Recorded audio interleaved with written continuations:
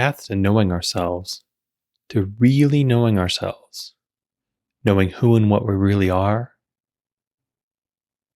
knowing what we're really made of, where we really came from, where we really want to go, why we're here, what we're here to do, what full, true, honest self-expression really looks like. It can be a multi-layered process. It can take a long time to really untangle. It can take a lot of effort to really explore, to really know. But for many of us, for most of us, perhaps all of us, this is our path. At a fundamental level, this is what we're here to do. Because if we all have a purpose, we all have a reason for being, we all have things that ostensibly we are here to get done, then really the only way to do it in any reliable way is to actually know what this is first. We can find ourselves doing it on accident. We can find times in our life where we're really aligned, we're really thriving, we're really growing into more full, more powerful, more true versions of ourselves. But the root of any long-term sustainable progress has to lie knowing. To put it simply, in order to get to any particular destination, we have to know where we're trying to go. And of course, that knowing is often revealed along the way. So many times we set out to get one place, but find ourselves instead arriving in another. But when we get to that place where we really belong, we get to that place where we're really meant to be, at some point in that journey, it becomes clear.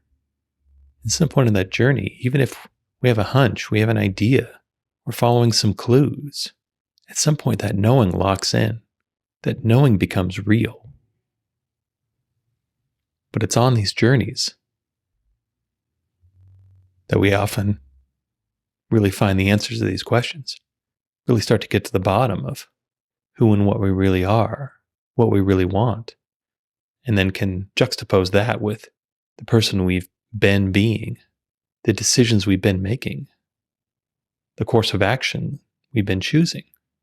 Then ask ourselves, is there a fit here? Does this feel right? Does this actually make sense for us? And oftentimes, this clarity, this gift of knowing, can be born out of frustration, can be born out of disappointment, can be born out of struggle and strife and pain. We can find this clarity is a gift left in the wreckage of some circumstances of our life. We can find that once the smoke clears, once we can really survey the damage, what's really been left behind is something more fundamental, something more real. That oftentimes what fails us is only the surface layer, is only the superficial. In our walking existence, this often ends up being the physical reality we find ourselves in. But in this wreckage, in this damage, or even in this frustration or stagnation, even in conflict, even in discomfort, we can find there's something else underneath this. Some knowing that's waiting for us to discover. That the next piece we've been looking for had to be uncovered through some sort of a clearing process. That we had to have some expectations, some achievements, some progress seemingly swept away, so that we can see something a little more real, a little more true, lying underneath. But this is an easy process. This can be a very grueling process. This task, this job of self-awareness, of self-knowing, oftentimes isn't for the faint of heart. It isn't easy. It isn't simple. Often till the end, it isn't obvious. But when that knowing clicks in, when we really lock in to a sense of knowing about ourselves, then we do find our path does get easier. Oftentimes, it's the confusion and the conflict that makes our path difficult. It's not so much what we're doing or even how we're doing it. It's the felt response that we experience along the way. These feelings that get conjured through our interactions, through our experiences, that really color what something is to us. This can be a really difficult lesson to learn and then integrate. That the specifics of what we do, the specifics of even what happens to us, might not matter as much as we think they do. Because we've all experienced it, right? That we can do the exact same thing. But if we do it in a different way, we do it with a different perspective, we do it in different surroundings, the experience can be totally different. We can be working in some job that really isn't fulfilling, really is very frustrating. And we can switch jobs, do something basically the same of what we're doing before. But because the environment has changed, or because our reasons for doing it have changed, our feelings about what we're doing, what we're feeding into, what we're growing, what we're creating have changed. The experience can be totally different. When work is involved, I think we've all experienced the idea that it's not so much what we're doing, but ends up being much more whom are we doing it with? Whom are we doing it for? What are we really a part of? What are we really creating? What does it really feel like? In our logical, rational, planning minds, in our linear ways of thinking about our life, can really present some unique challenges. Think of the way we talk to kids, especially when it comes to something like career. We seem to spend a lot of time instructing them and guiding them on picking the right job title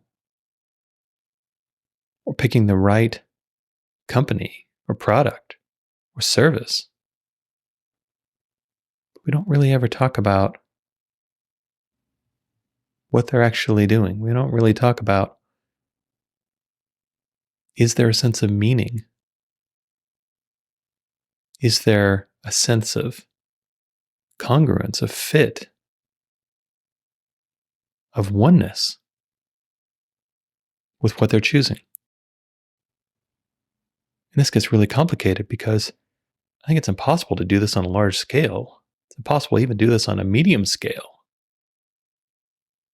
You can't really give any particular group of people a formula, have them all follow it, and achieve the same sorts of ends. We see this all the time. We see this all the time with groups that run through the same sorts of programming, through the same sorts of curriculum, through the same sorts of organizational structures, the same sorts of preparation, and yet can create wildly different results. It's so easy to think about people only in terms of groups when the job we're tasked with is oversight and management of a group. It can feel way too complicated to have to think about every member of a group as an individual. Yet that's what they are. We can only think of groups in terms of averages, in aggregates. But in doing so, we lose a level of accuracy. We lose a level of acuity because individuals get diluted, get merged, get summed together into a whole. Yet everyone's life experience is individual. There actually is no such thing as a group experience. All experience is individual. All experience is internal. And of course, there can be shared experience. There can be a lot of commonality in the individual experiences that people have. Yet all experience is individual. There's no such thing as group feeling. There's no such thing as group sensation. There's no such thing as a group sensory organ. Everything is experienced and thus interpreted and integrated individually. But when we're in the role of leading a group, when we're in charge of a group, that can seem like an overly daunting task to have to customize and individualize everything we do for every member of the group. But that's not really our responsibility. It's not really our responsibility to make a group do any particular thing. I would say, I believe that our main responsibility is to equip and enable individuals to make the best decisions for themselves. Give individuals the tools to know themselves. Give individuals the tools to see the world and see life for what it really is. Be able to understand who and what they really are, what the world really is. And use their knowing, use their feeling, use their experience, use their own sensation, use their own desire, use their own guidance to find their way. And I bring this up not as general criticism of our education system, not as a criticism of the way we bring up kids in our culture. I bring it up as adults. We have the opportunity to look back at the ways that we were raised, on the groups we were part of, on the ways we were managed and steered, and then decide for ourselves what actually makes sense for us. Decide for ourselves how we can thrive as an individual. We can thrive as an individual by seizing our own freedom, and also through finding our place in this grand collective of existence that we find ourselves in. But the only way we can do this is to really know ourselves first. Let's break out of these ideas of group membership, of group identification, and look at ourselves individually. Because the only power we really have in our own lives is individual. Yes, we can absolutely use our individual power to work with a group. There's nothing wrong or bad about groups. Groups are necessary often to get things done, especially in areas that serve other groups. But I think it's really important to remember, I think it's vital to remember ourselves as an individual, holding that in balance with whatever groups we participate in. And when it comes to something like work, to finding our place in the working world, these ideas can get highly nuanced. Be a lot of layers to them that can get pretty complicated, because inherently any form of work is participation and contribution to a group. Even if we work for ourselves, anyone that purchases what we do, anyone that supports us, is a member of a group. That's one of the funny ironies, though. That's one of the funny paradoxes in all of this. Is the better we know ourselves, the more we align with who and what we really are, the better that service, whatever group we serve, gets. When we stop trying to be something we're not, our service becomes far more powerful, far more useful, because it comes from a deeper place. It integrates more parts of ourselves than usually just the parts of us trying to get something done, trying to achieve something, trying to make some sort of ends meet. There's nothing wrong with obligation to ends. Sometimes that's where we find ourselves.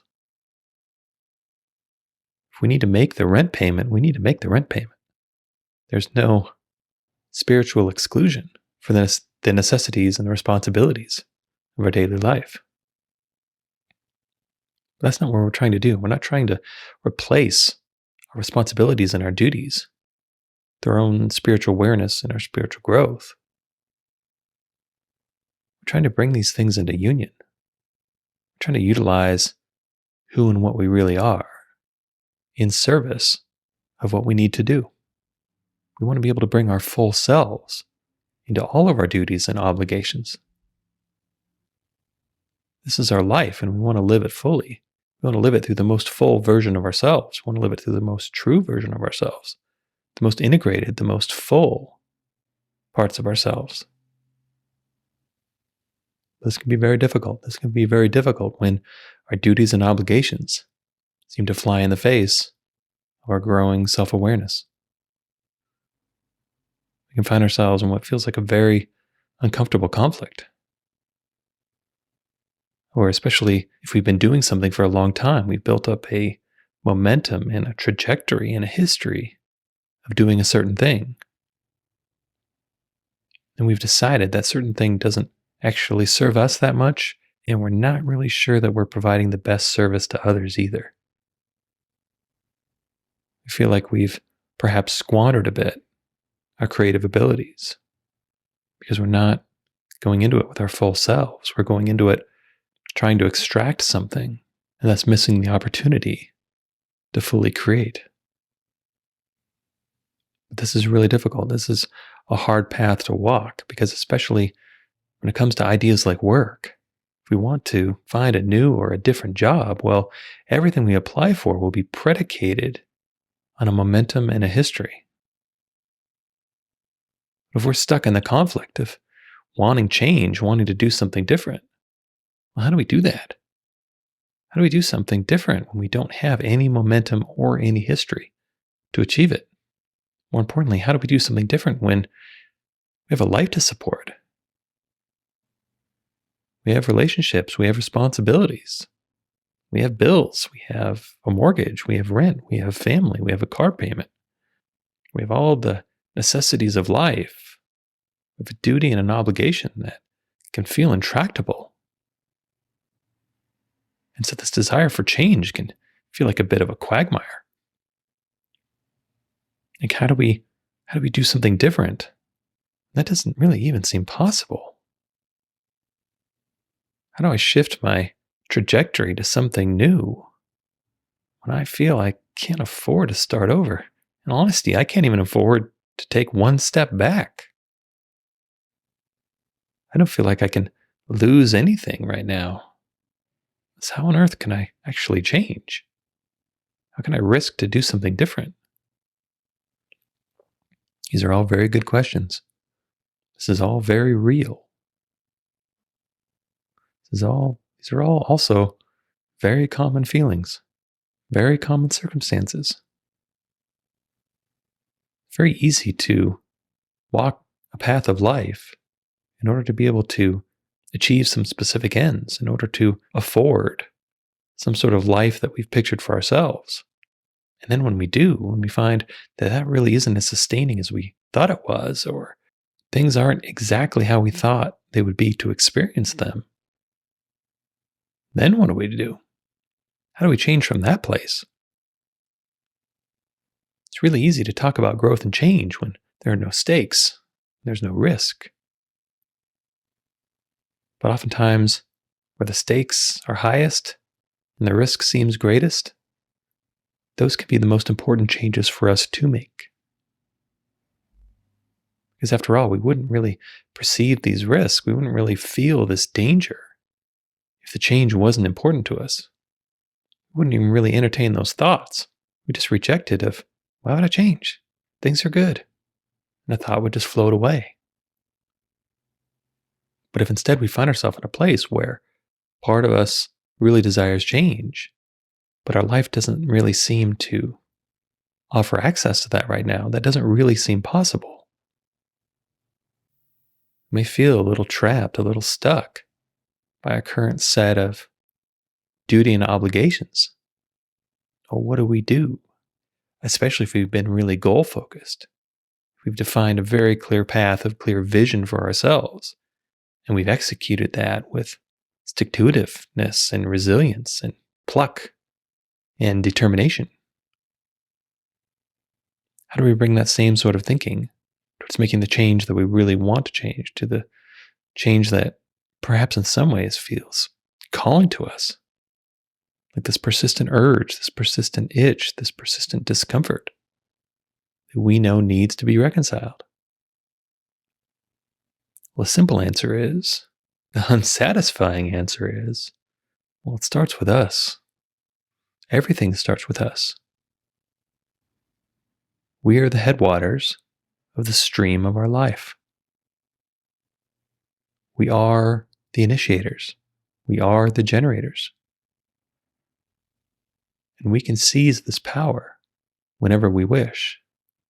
But because this power is not material, this power is not circumstantial, it doesn't magically change material or circumstantial aspects of our life instantly. The material and the circumstantial is the accumulation of the life that we've lived thus far. And when we find ourselves with a particular set of material and circumstantial needs, these aren't things we can just flip a switch and automatically change. So this part of us that believes that our circumstances and material needs entrap us into a certain course of action. Well, in the short term, that's often true. It's one of the areas of spiritual awareness that can be kind of a bummer at first. This feels so powerful. This feels so life-changing. But it can't do everything. It definitely can't do everything instantaneously. But that's not the point. That's looking through life through only a physical, material, circumstantial lens. When through our spiritual awareness, we know there's way more going on. Again, it's way more about how our experience feels to us than our physical, material, circumstantial reality. Our life, ultimately, at the base level, is whatever it feels like to experience. Such a funny thing to stumble on. At the bottom of a lot of this awareness, a lot of this learning, a lot of this paying attention is, wait a minute, it's all just feelings? Really? That's it? Yeah, mostly. Because we sit down and ask ourselves, why do we want anything? Ultimately, why do we do anything? I believe is to feel a certain way. That's it. Now, obviously, that feeling has infinite layers of depth. There's myriad possible ways that it can be experienced. It's as wide as we can imagine. It's as deep as we can imagine. But that's life. Life is feeling underneath all. And even for the most rational, logical, thinking person in the world, what is all that rationality and logic and thinking creating? You get underneath all that thinking, all that logic, what's underneath all of that? It feels a certain way, doesn't it? Even for the most emotional, expressive, gregarious, melancholy person in the world, all those emotions, all that expression feels a certain way. It's the feeling that we lock onto. Our strongest memories are the ones associated with the strongest feeling. Our greatest achievements are the achievements imbued with the strongest feeling. Our greatest wisdom, our greatest knowledge, our greatest knowing are the ones that possess the deepest, truest, most real feeling. It's feeling underneath everything. Feeling is how we interpret energy. And energy is life. Life is growth and change. And growth and change is the expression of energy.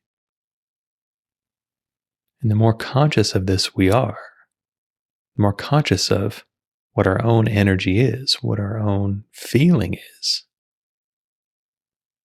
the more depth and breadth we can bring to our own life.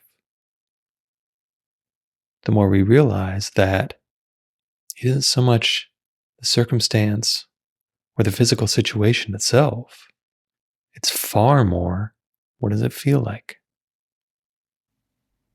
And when we get underneath, when we really learn this, we can really feel this, we can really know this, then our life starts to change.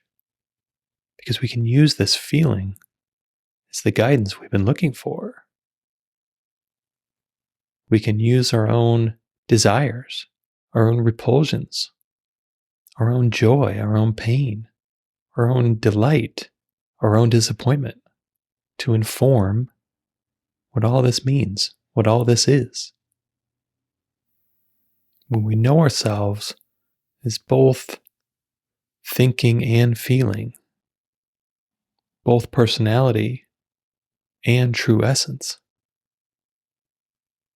both superficial and material, as well as who we are deep at our core on a fundamental level, we really get to know our whole selves, what we really are from top to bottom, inside and out. And these decisions may not get any easier, but they're definitely better informed. There's definitely far less confusion. Things get a lot more simple. Doesn't mean there aren't risks, doesn't mean there aren't challenges, doesn't mean there won't be more suffering in the future. But it does mean things are a lot more clear. There's a calm in that. There's a peace in that. Even if we don't love our choices, at least we're not confused. At least we're not lost. We found our way home, and we found our way home through the wholeness of ourselves. This is often a long process. Can be a very long process, stretching to decades or more. But every step we take is useful. It isn't an all or nothing. We don't start to reap benefits and see change in our life when we've completed something. All those benefits, all that change is metered in over time. And that's why we pursue it. That's why it's worthwhile to start. Because that also starts that change coming in. So if we find ourselves a bit trapped, a bit walled in by our current circumstance and our own physical, material obligations and needs, then this is the perfect time to get underneath and use this awareness of feeling. Use this awareness of how we've been making choices in relation to how they end up feeling. We can use this to begin to resolve conflicts like, have we been being a person that's not really us? Have we been doing things that aren't who we really are? Have we been striving after things that don't feel like they've actually been for us? And with these awarenesses, how can we realign? It may not mean we have to actually change anything about what we're doing. What we really need to change is the expression and the person we're being while we're doing it. It may mean we actually need to make some pretty radical changes. We found ourselves doing something that we have really no interest or no business continuing to do at all. We can find our way out of that as well by starting to get underneath and starting to look at how these things feel. What do we know about ourselves? If something is unclear, we need to look a little deeper. There's something else that we need to understand. But wherever we are, whatever step we're on, the next step will be illuminated through our own awareness. We can find our way out by finding our way through. We can find our way through by learning as much about ourselves, much about who we really are, what we really are as an individual, and then figure out what contribution to the collective feels like us. These feelings are inescapable. We're going to have them. And of course, we can learn to suppress and repress them. But then that just leads us astray further. That just cuts off one of our main guidance signals, which usually ends up with us being more confused or more lost. This confusion, the sense of being lost, is an invitation to find our way back, is an invitation to let this suppression and repression go. Let ourselves flow, let our feelings flow. If this has been pent up for a while, this could be pretty overwhelming at first. But it's there to help us. And if we find ourselves in a circumstance where there's no obvious change available, when it's not so much of being physically limited by something, but it's really more, I don't know what to do. I don't know what to try. I don't know where to go. Well, that's a perfect time to work on unblocking some of that feeling. Let those feelings emerge and rise up to answer your question, to clarify your path, to clarify your imagined future, to clarify your past. Invite the feeling in. Let it show you what it can. Let it fill in the details of what it can. Find your way through your life by feeling your way through. Feeling as deeply as you can. Getting underneath thinking and biases, and beliefs, and just feel. You can run all that feeling through whatever filters you want. You can apply whatever beliefs and interpretation and meaning you want. But you need to be able to feel it first. You need to allow it to rise up and run through you first. And when you find yourself stuck or frustrated or trapped, especially through the duties and obligations and responsibilities of modern daily life, it's these feelings that can illuminate the subtle changes necessary to realign, to learn how to be more of who you really are, and to spend less time being who you really aren't. I'm encouraging you to pursue the things you actually want to do and let go of the fear of letting go of things, in all honesty, you really don't. Tune into these feelings and let them guide you. And of course, you can still use all of your discernment, all of your thinking, all of your judgment, all of your beliefs to assist in this process. Like anything else, this isn't a one or the other, it's both. But if you haven't already, try a bit to let your feelings lead. Give them a little bit of space. Allow them to show up for you. Allow them to inform you.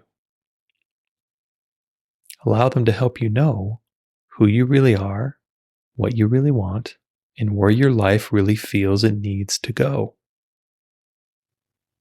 Then use all of the other powers at your disposal to attempt to walk that path, but doing so in alignment.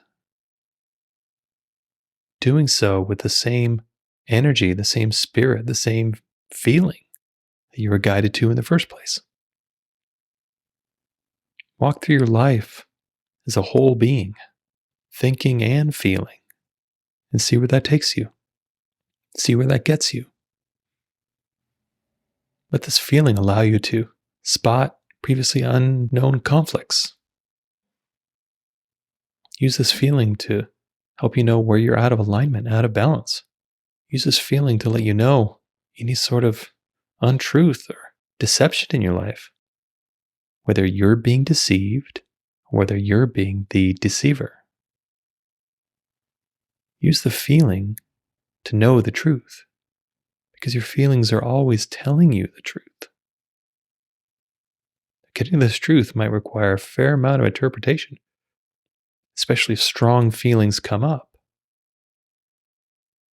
That's the beauty of sitting with them. When you know, you'll know.